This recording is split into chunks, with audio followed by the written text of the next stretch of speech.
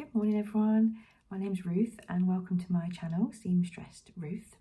Today is the 10th of January. I cannot believe we're here already. It's almost halfway through January. How on earth did that happen? It's like Christmas and New Year was just gone in the blink of an eye. Here we are, heading towards the end of Jan. Well, not quite, but the middle at least. It's crazy. I thought I would hop on today and have a little chat about Make 9.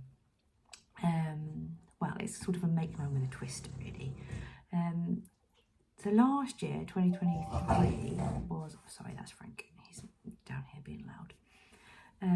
Last year was the first time I had taken part in Make 9, and I hadn't been sure that it would work for me really up until that point, because I can be quite distracted by the new shiny patterns and the new shiny fabrics, and I'm not very good at sticking to a plan that I have made quite far in advance. I don't know, there's something about, I suppose as sewists, we're all sort of creative, aren't we, at our core, and yeah, I think that just sort of having to be tied down to a list that I've got to get done almost sort of removes a bit of the creativity for me. I don't know if that makes sense or it just sounds like garbage, but I suppose that's what I've been thinking, which is why I'd been hesitant to actually really put down a Make 9 plan in writing. But last year I was kind of persuaded by everyone else's Instagram posts, and I just thought, I'll give it a go, I'll try it out. So I didn't choose 9 patterns. I kind of varied it a little bit. I chose, I think I had one pattern specifically that I chose, which was the Lyra dress by Tilly and the Buttons. And the reason I put that one on there is because it's one I'd been wanting to make for a really long time, and I kept putting it off. I'd get it out of the envelope, have a look at the instructions, and then think, oh no, it's just too complicated, I can't face that right now, and I'd put it back in. So I put that on my Make 9 to really try and push myself to actually, you know, make a start and get one done. And then the other things that I put on there were more, there was a sort of technique based or a bit more generalistic, so that I would still have that kind of creative flexibility, I suppose, if I wanted it. So I'll pop a picture up here of my 2023 Make 9 grid. I didn't do too badly actually, considering. I did make a Lyra dress. In fact, I made 2 Lyra dresses.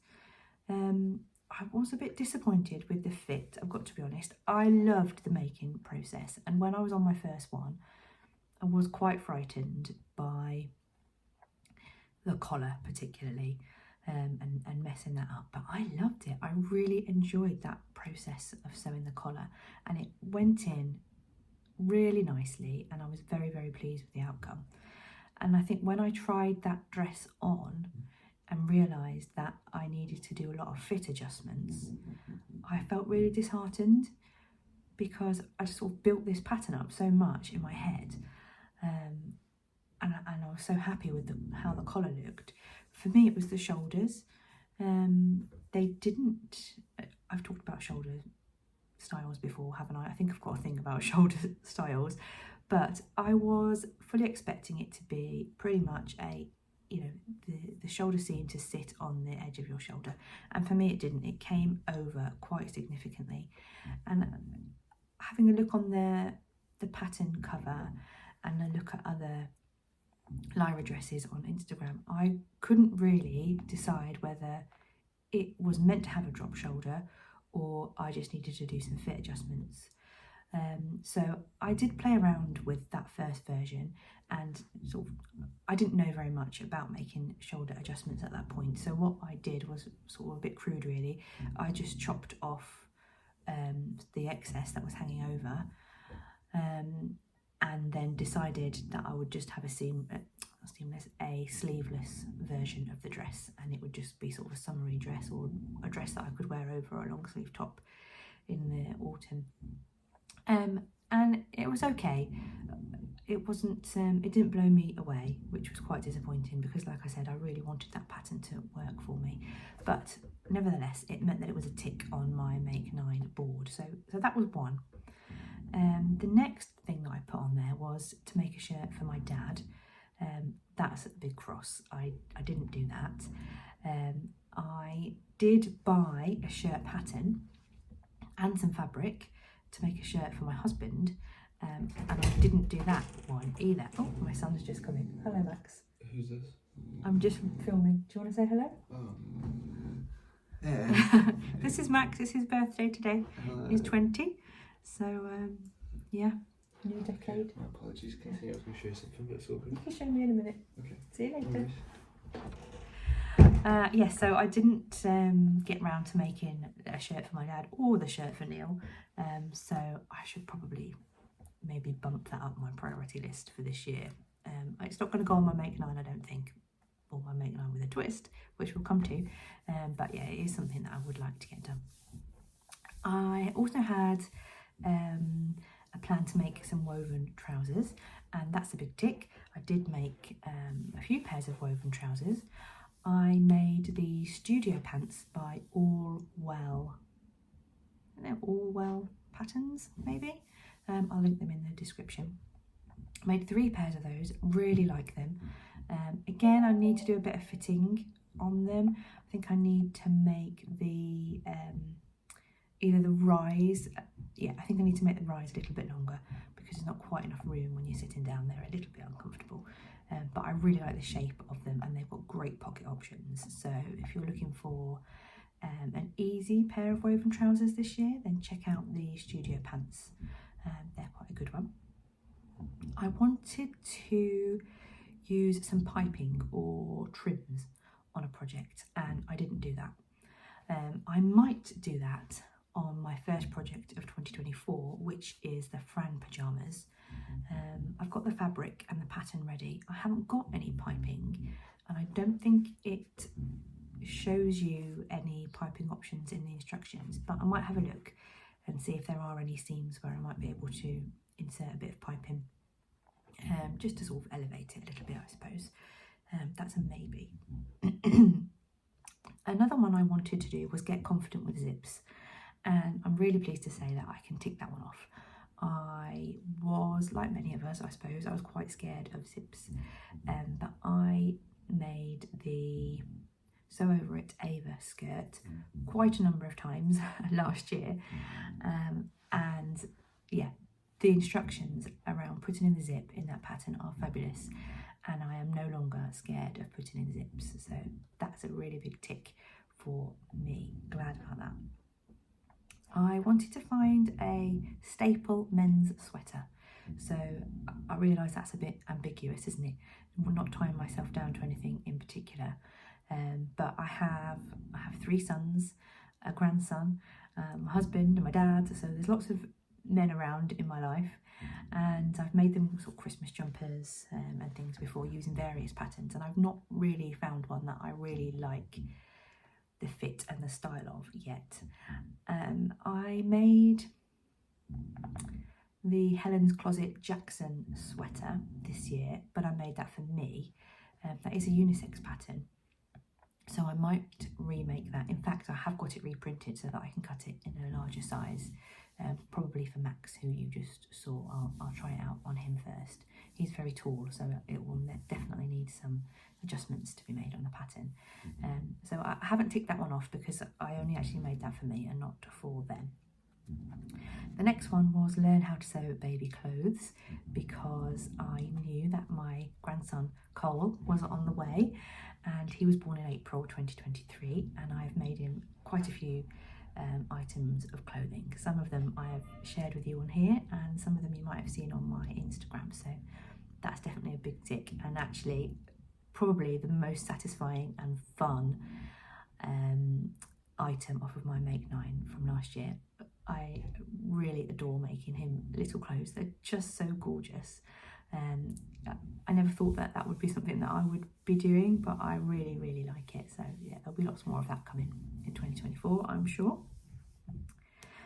Next one was try new silhouettes. So again, that's sort of a little bit ambiguous there, isn't it? Bye Max, he's going out now. So try new silhouettes. I have ticked this off, and the reason being is that I think 2022 and probably most of 2023, a lot of the patterns that I was making up for myself tended to have gathered skirts, and that was a look that I had always really liked in ready-to-wear clothing. So dresses with either full button-down dresses or the top half button down and then a gathered skirt with pockets in the side. Think Kirsty Allsop, the dresses that she used to wear. That was my style and my vibe really, and when I started sewing, those were the type of patterns that I would choose time and time again.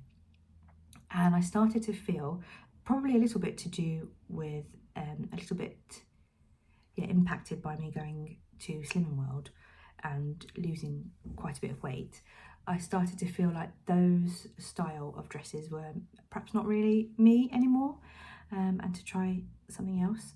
So I have made a fair few jumper dresses. This is the Nina Lee Southbank sweater dress. I love it. It's probably my most favourite and most worn pattern of the autumn and winter 2023. It's excellent. I know lots of people have made it and love it, and also you've got the Billy dress as well from Tilly and the Buttons. I really, really love a jumper dress. So that's helped me to sort of open up my style a little bit and try new silhouettes. What else have I made in new silhouettes? Let's think about it. Oh, that was it. I made a summer tessuti dress. Was it the Eva dress? I think it might have been the Eva or the Eve dress. I'll link it in the description and maybe pop in some photos up here. That was a new shape for me, much less of a gathered skirt. In fact, I don't think there's any gathering on it at all, if I recall. The waist seam, so the bottom of the bodice and the top of the skirt align perfectly, so there isn't any gathering. So yeah, I'm ticking off trying new silhouettes. I definitely did that. And then the last one, I left deliberately vague and I said I wanted to ensure that my makes for 2023 were more about quality over quantity. Now, that could probably be interpreted in a couple of different ways really. I thought that I would look at that in terms of my fabric purchases. I wanted to buy less, but what I did buy, I wanted to be better quality. And I certainly did that. I bought some really lovely pieces of fabric last year. I bought my first ever pieces of Liberty fabric, and I bought some Fabric Godmother fabric, and let's see, what else did I buy? I forget now. But yeah, I'm definitely approaching my fabric purchases in a slightly different way now. I previously, and probably the first few years when I was sewing, I just accumulated a lot of items and they were not necessarily the best quality, and I didn't always know what I was going to do with them, and I didn't really understand my style and what fabrics worked best for which patterns. But I have learned a lot since then, and I will continue to buy fewer pieces of fabric, but the pieces that I do buy will be better quality. Don't get me wrong, I will always be tempted by, probably something bright and crazy as we approach the summer. But yeah, on the whole, quality over quantity. In terms of the makes, it probably was quantity over quality, or I don't know, maybe it's sort of 50-50. I tried to keep a journal of my makes throughout 2023, and I logged everything religiously until I got to about September, October time, and then I just stopped doing it. There wasn't any reason for it. I don't know, I can't tell you why I did, but I did. But I've gone back and had a look at that, and at the point where I stopped, I was on about 54 items. So I did make quite a lot of items, They were not all for me, as you know. There was lots of baby things in there, and there were quite a few sets in there. So I've counted sort of tops and bottoms as 2 separate items. But even so, that was quite a lot of items to make in the year. But I'm giving that a tick anyway. So quality over quantity. No. Yes, quality over quantity. That's getting a tick for 2023. So thinking about how I did with my 2023 plan and the sort of argument in my head about, is this stopping me being really creative by having this list at the beginning of the year that I want to try and stick to? What I've decided to do this year is approach it slightly differently.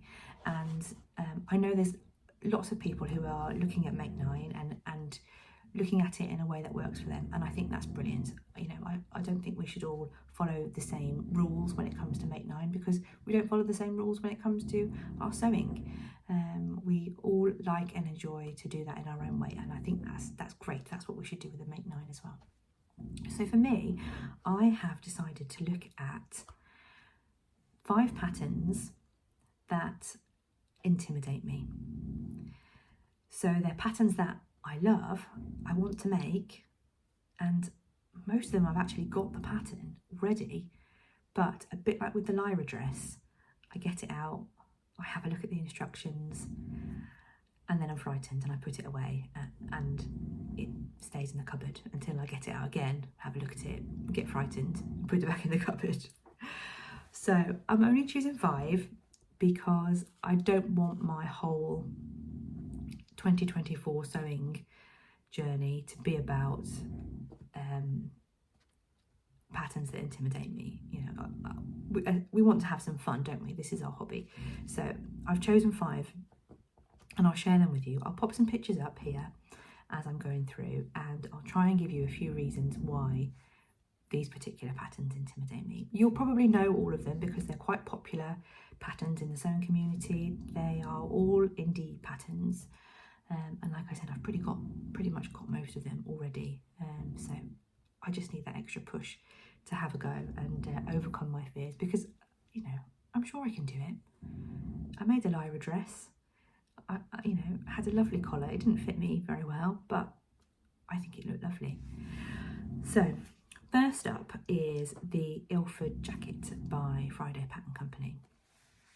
Now this scares me simply because it's a coat, and I am intimidated about outerwear. I think that it's going to be difficult to sew. My sewing machine might struggle. There's no hiding it under a coat or a cardigan or a shirt if it doesn't look right. I'm a bit of a neat freak. You might have guessed that by now by some of my videos, but yeah, I like my my seams all to be nicely finished and everything to be nicely pressed and look lovely.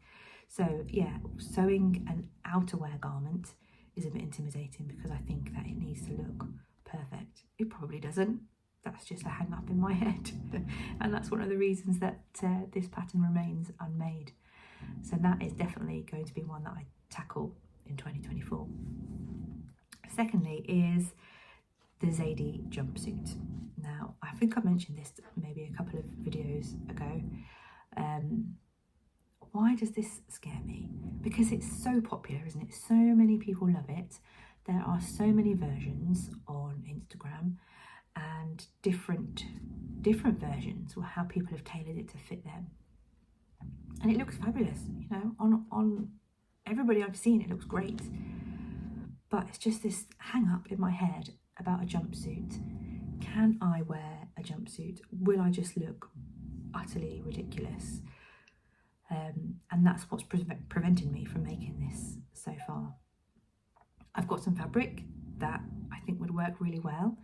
I think it needs, well, I think I would prefer it in a drapier style of fabric. I've got plenty of viscose, so it's, you know, I could do it. I've got the pattern, I've got fabric that would work for it.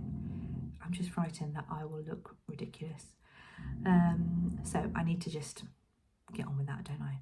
Swallow my pride. I mean, what's the worst that can happen? Okay, it does look ridiculous. Well, so what? I either wear it anyway if I like it, or I don't wear it and I pass it on to someone else. It's not a big deal. So I'm going to give that one a go this year. Number 3 is the Saltwater Slip. Again, that's the Friday Pattern Company. To be honest, I probably could have filled this 5 list with Friday Pattern Company patterns, but I try to be restrained and only put 2 in there. But the Saltwater Slip is definitely in there. Now, I think that is beautiful. The reasons that it intimidates me are twofold, really. Firstly is all of the bias binding that you finish it with. I'm not scared of bias binding. I have used it many times in many projects, but it's usually small pieces finishing a neckline or finishing an armhole. And from what I understand, there is a lot of bias binding in the Saltwater Slip dress pattern. And with me being a bit of a neat freak, I would want to make sure that that is, you know, perfectly neat all the way around. So that's the first reason why I haven't made it. The second reason is a little bit like the Zade Jumpsuit, really. I'm worried that it will just look silly. It's quite slinky and fitted, and yeah, can I wear that style of garment? I don't know. I think what I'm understanding as I'm talking to you about this is that a lot of these patterns and the reasons that I haven't made them yet and why they intimidate me is it's in my head, and it's a kind of a blocker. Of course it is, that's why I haven't made them, isn't it? That's a really silly thing to say, but I suppose I have a hang up about how I look, and you know, don't feel like you need to, you know, send me lots of messages and say, oh, you know, don't be silly, because I know that, you know, I can have that conversation with myself and go, you're being absolutely ridiculous, you know, you can wear whatever you like, it doesn't matter, as long as you're happy and you feel good in it, it doesn't matter what anyone else thinks, just go ahead, wear whatever you like. But still there's that little voice, isn't there, like, oh, I don't know, I'm not sure, yeah, maybe you know what I'm talking about, maybe you don't, and you really do just go, oh well, whatever the hell I like, and stuff it, and that's great, tell me how you do it. I'd like to know. But yeah, Saltwater Slip, so that's on the list. It'll probably be a summery make, that one. Although having said that, I'm not sure that I will wear it just on its own. It will probably have a t-shirt underneath, so maybe a springy summer make. Number 4 on my 5 patterns is the Billy Gile, which is by Merchant & Mills. It's a men's pattern. I'll pop a picture in, and I really like this. I think I bought this pattern the day it was released, and part of the reason I bought it is because in the stock images, one of the models, the guy with the ginger hair, he looks very much like my eldest son Harry, and I saw it and I just thought, oh my gosh, that would look great on Harry. Yeah, he wears that kind of style of clothing anyway. He's very on trend, and I thought, yeah, he would look great in that. But then I got in my head came in the doubt, and I thought, yeah, I like it and I think it'll look great on him, but is he going to want to wear something that his mum made? You know, he's a man. He's 25. You know, I know that's really stupid, isn't it? All of these things are silly. They're just in my head, and I need to just use 2024 to get them out of my head onto my sewing machine, and then I can let go of all of that intimidation. It'll be done with. So that's that one. And the 5th one, oh, I love this pattern so much. It is the Mitchell trousers by Closet Core Patterns, and oh my goodness, they're gorgeous. The reason I haven't made these before is I am genuinely frightened of the techniques that might be involved. They are quite a tailored pair of trousers, and I have not done anything like that before. The woven trousers that I made last year all had elasticated waists. I've never done a zip fly, nothing like that. So I really do want to make these because I think they're stunning, but the fear just comes from sort of leveling up my my sewing techniques, and yeah, that's why they're on the list. That's why they're number 5.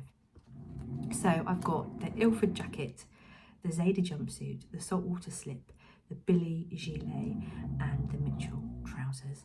That is my make 9, make 5 with a twist for 2024. Yeah, so I'll get that put up on my Instagram pretty soon, so that it's there and I am held accountable and I can see it and I can tick it off as we go through the year. But we'll see how I get on. I hope that I've left myself enough freedom to build those makes in to the rest of the year, and still get distracted by new and shiny patterns that might come out.